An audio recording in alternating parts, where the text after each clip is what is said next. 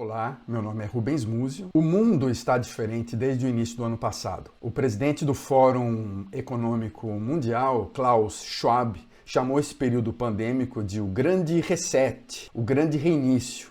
Na linguagem da informática, nós sabemos que o reset é quando você reinicia o computador, quando o sistema não está rodando muito bem, quando ele precisa ser atualizado. E na verdade o Schwab está dizendo que há vários sinais de que a humanidade no nosso planeta Terra não está funcionando bem. E essa pandemia de Covid está causando profundas mudanças, uma profunda reflexão. Seja bem-vindo ao meu canal, aproveite para se inscrever agora.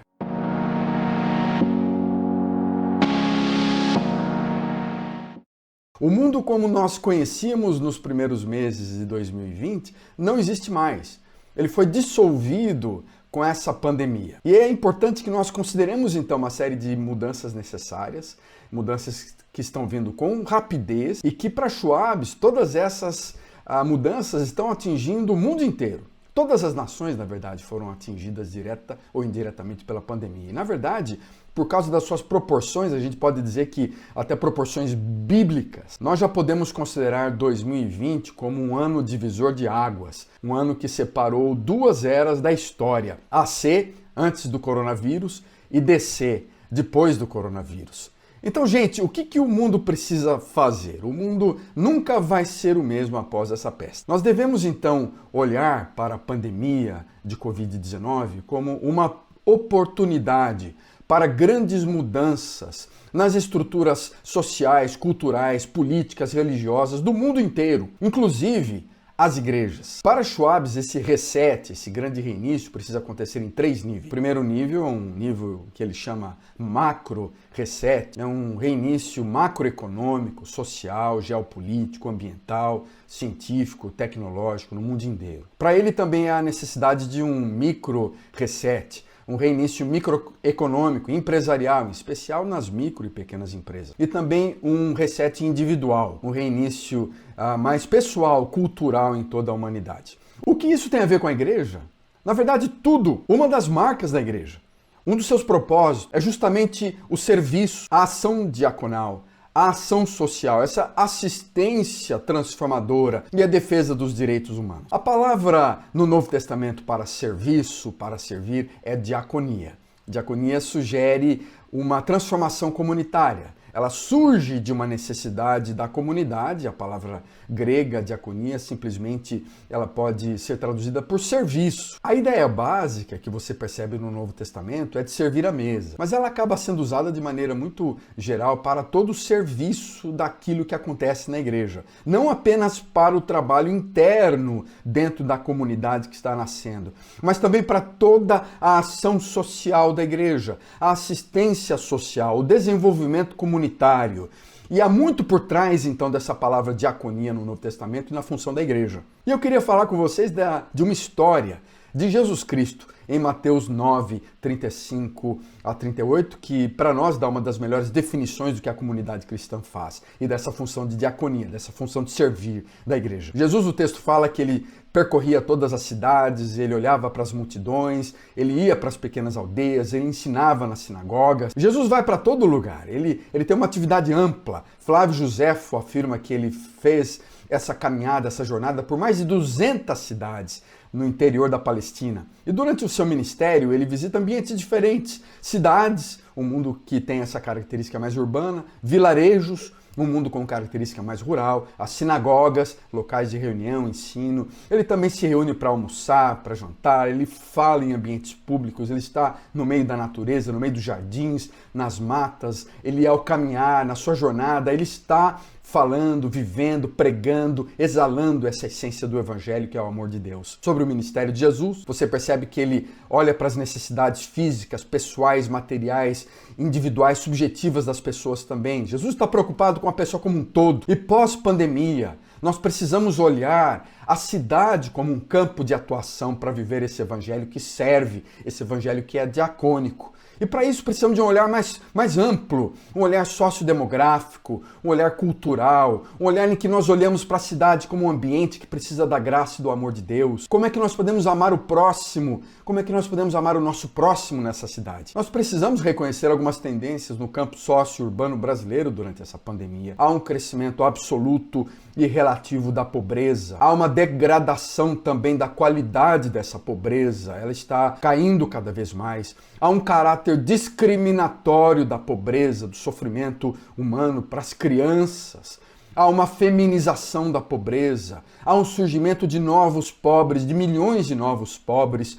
E com isso tudo um enfraquecimento da unidade familiar e uma ascensão da violência. Quanto maior a desigualdade, maior será a pobreza. E, na verdade, gerar riquezas digitais, virtuais, como nós temos visto, continua mantendo um país desigual. E é simplesmente enxugar o gelo do sofrimento da nossa sociedade. Todos os dados disponíveis mostram isso, que precisamos de mais equidade, que a equidade vai trazer prosperidade no Brasil. E no fim desse, então, grande reset, é importante que nós estejamos lutando todos juntos por um mundo mais inclusivo, mais igualitário, menos autoritário e que respeitará mais a nossa natureza. Portanto, na economia, a gente chama isso de economia verde, um reinício que marca o final da tirania do crescimento do PIB, o fim de um capital financeiro apenas como motor do mercado, o início de uma nova forma de economia mais baseada no respeito ao meio ambiente, no acesso a direitos básicos do ser humano, na empatia, na generosidade. Isso é diaconia, isso é serviço público, isso é ação social, isso é assistência social, isso é desenvolvimento social. E está largamente relacionado a esse conceito bíblico de diaconia. Jesus não apenas ele caminha pelas cidades, vilas, se engajando com a comunidade, mas há também uma resposta individual, transcendente, divina, humana, muito pessoal. O texto de Mateus 9 fala que Jesus, vendo as multidões, ele se compadeceu dela. Literalmente, ele foi movido nas suas entranhas, no seu interior, por um sentimento muito forte, um sentimento divino, no fundo da sua alma, em que ele tem compaixão. Ele observa as emoções das pessoas, ele lê os seus pensamentos, ele compreende as suas intenções, ele enxerga para dentro da alma do povo, das suas relações, do seu coração, e ele sente muito mais do que uma mera piedade, do que um dó. Ele tem compaixão. Não é um sentimento frio, mecânico, não é um sentimento calculista, mas é um sentimento de profundo amor, em que penetra as profundezas do coração humano e ele olha para as condições da pessoa e o texto fala que ele vê que elas estão aflitas, exaustas, cansadas, sofrendo. E isso predomina nos dias de hoje. Jesus enxerga, melhor do que nós, o cansaço, a depressão, o estresse da multidão. Ele vê as pessoas não como números, como poder, como dinheiro, como controle, como voto público, mas ele descortina o coração humano e ele percebe que são ovelhas sem pastor, aflitas e exaustas, gente sem liderança, gente sem saber para onde ir, o que fazer, como ir. Pessoas que estão em grande perigo interior e exterior, sem os recursos para escapar disso. E, portanto, compaixão é esse sentimento que deve aflorar numa comunidade cristã, que vem da palavra diaconia e que expressa melhor esse conceito de servir, servir com amor, servir com o coração. Eu gosto muito daquela definição do Harvey Cox, quando ele destaca que diaconia realmente se refere a esse ato de curar, de reconciliar, de cuidar das feridas, de superar as diferenças, de restaurar a saúde ao organismo. E qual é o organismo? É a nossa cidade, é a nossa comunidade. Como é que nós podemos curar nossa cidade? Como é que nós podemos reconciliar nosso bairro?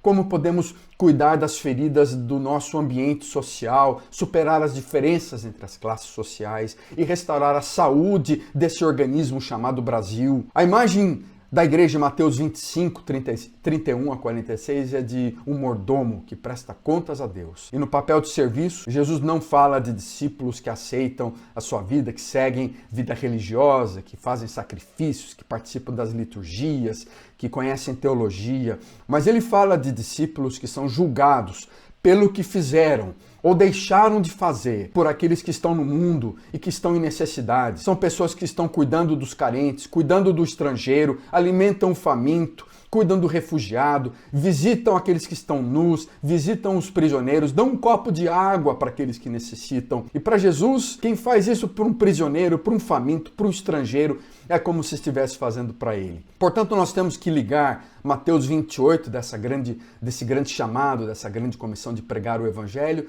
também com a grande compaixão de Mateus 25. A grande comissão precisa estar ligada à compaixão de Mateus 25, de cuidar daqueles que necessitam. A igreja frequentemente move-se de um pêndulo para outro, desse evangelho com uma ênfase mais social de Mateus 25, para um evangelho com uma ênfase mais espiritual de Mateus 28. Nós precisamos parar de criar essa tensão paradoxal e unir essas duas dimensões do evangelho. Um evangelho que é também espiritual, na sua dimensão sociocultural, na sua dimensão de sociedade, na sua dimensão de transformação da comunidade. Uma boa parábola bíblica para isso é do bom samaritano. O bom samaritano ajuda o próximo que está em necessidade. Uma pessoa em necessidade, precisando de algo perto dele, e que é conhecido não apenas porque ele deu comida e medicamentos, mas ele cuidou, ele se preocupa daquele homem, um homem que é incapaz de cuidar de si mesmo, de se colocar em pé, e ele demonstra amor para ele. E Jesus então mostra que este é o equilíbrio das suas próprias palavras de amar a Deus com todo o seu coração, alma, força, entendimento,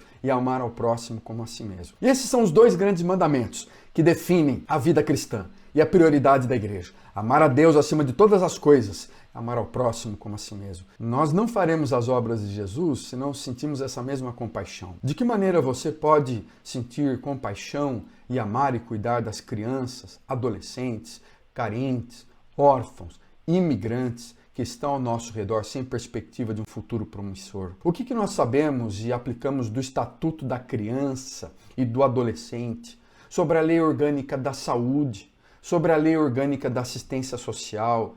Como podemos mantê-las com relevância e observá-las dentro das nossas próprias comunidades cristãs? Isso é fundamental quando pensamos numa igreja pós-peste. É um posicionamento claro diante de questões polêmicas, como o trabalho infantil, a violência doméstica, o desemprego, os moradores de rua, dependência química, corrupção, lidar com os refugiados e várias outras formas de injustiça social. A igreja precisa estar envolvida com isso. Como ela tem denunciado salários injustos? Qual é o seu papel junto a governantes que decretam leis injustas, que apesar de serem justas, elas não são cumpridas e há impunidade?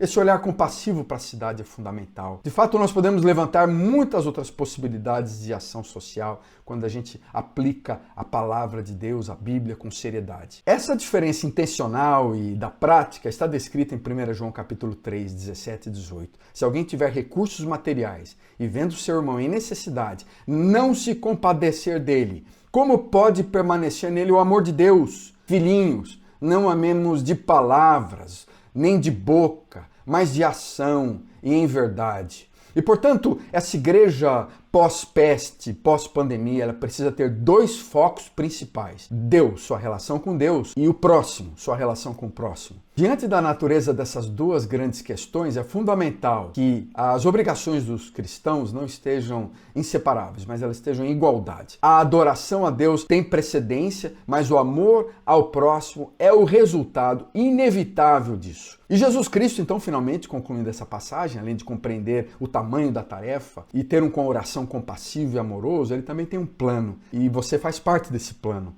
Ele ora para que Deus levante trabalhadores. Ele fala que os trabalhadores são poucos. E, na verdade, a sensação é de que são poucos os trabalhadores. A sensação é de que não estamos dando conta. E Jesus próprio demonstra essa necessidade de engajamento pessoal. Ele próprio percorre diversas cidades, ensinando nas suas sinagogas. Há um sentimento de urgência nele. Ele está pregando o evangelho do reino. Ele está curando toda a sorte de doenças e enfermidades. Ele também demonstra que o seu ministério é encarnacional. O próprio Deus vira gente. Ele assume a forma humana, ele está tocando, ele está amando, ele está conversando, ele está se engajando, ele está se doando, ele se encarna no meio da comunidade. E esse é o nosso chamado encarnacional. Onde existir necessidade, nós ensinamos. Onde existir necessidade, nós procuramos libertar, procuramos trazer cura, procuramos buscar a restauração da dignidade humana e a presença dos valores do reino de Deus. Jesus próprio cresceu numa cidade pequena, ele estuda numa escola local, ele brinca no playground com as as outras crianças da vila. Ele é filho de José, filho de Maria. Seus irmãos e irmãs são conhecidos por todo. E logo ao iniciar o seu ministério numa festa de casamento, ele percebe que há uma necessidade, ele procura ajudar, ele toca os corações das pessoas, ele é tocado pelos doentes, ele dialoga com as pessoas, ele pergunta e responde, ele come e caminha no meio do povo, ele tem um ministério encarnacional e esse é o nosso chamado. Nós precisamos nos encarnar, precisamos estar contextualizados, viver dentro de uma sociedade, caminhar junto com ela. É por isso que Jesus espera dos seus seguidores que nós participemos ativamente das necessidades, do sofrimento, das dores da nossa cidade. Precisamos de mais gente, precisamos nos envolver nessa missão, precisamos nos envolver no ministério, no projeto de cuidar das pessoas. O discipulado também não é simplesmente levar as pessoas para o reino dos céus, eu já tenho falado sobre isso, mas é um envolvimento de, como Jesus, nos engajar com as necessidades das pessoas. Precisamos, como discípulos, continuar a ver quais os tipos de milagres que são necessários hoje, a curar estes enfermos, a nos envolver em ministérios de transformação, a tratar dos necessitados. Como eu já falei, Harvey Cox dizendo que diaconia realmente é esse ato de curar a comunidade, de reconciliar a comunidade, de ajudar a curar das feridas, de superar suas diferenças. E esse alargamento, então, do serviço na igreja é fundamental. Reunir-se como um todos, restaurar a integridade, a mutualidade do nosso país. De sermos uma comunidade curadora, de procurar cuidar das feridas da nossa cidade. Há uma razão muito prática para isso, e eu lembro daquilo que o Edmund Burke disse na época em que William Wilberforce estava tratando aquela difícil luta contra a libertação dos escravos e a reforma dos valores sociais na Inglaterra. Para que o mal triunfe, tudo o que é necessário é que boas pessoas não façam nada. Gente, façamos, nos envolvamos, estejamos engajados nesse ministério de transformação. Façamos da diaconia uma marca fundamental. Façamos do serviço uma marca fundamental da nossa comunidade. Da mesma forma que Jesus, com um olhar mais abrangente para a sociedade, com um coração compassivo, com planos estratégicos. Esse trabalho diaconal é um ministério primordial no desenvolvimento de uma comunidade que manifesta os valores do reino de Deus e que testifica a autenticidade. Uma igreja realmente autêntica é essa igreja diacônica, essa igreja que serve.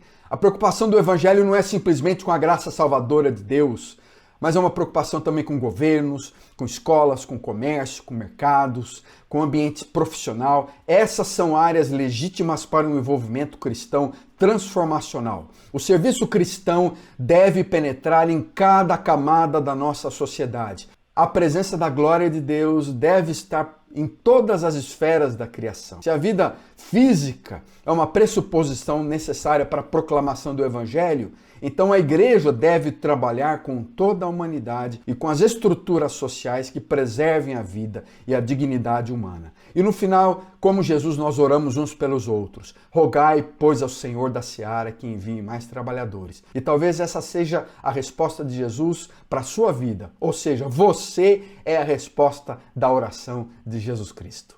Sirva!